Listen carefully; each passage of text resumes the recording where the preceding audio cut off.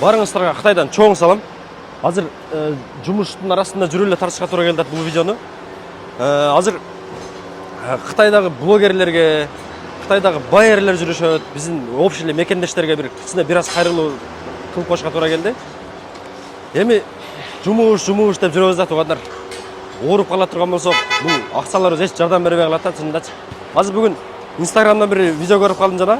Бир Руслан деген бир байкенин баласы катуу ооруп аттыр, эми бунун эч кимдин башына салбасын туугандар. Эми Кытайдагы мекендештерибиз жана менин подписчиктерим, мени тааныгандар ошол байкеге бир аз жардам берип койсок, ушул видеону бир аз таратып да койсоңуздар жакшы болот туугандар. Аз да болсо айырмасы жок. Колуңуздардан келген сумманы мен азыр байкелерим менен өзүм менен дагы байланышып бул жака М-банкыны, Оптимасыны номерлерин калтырып коем. Ошол жака колдон келишинче жардамыңыздарды берип коюңуздар туугандар. Биз менен бирге болуңуздар.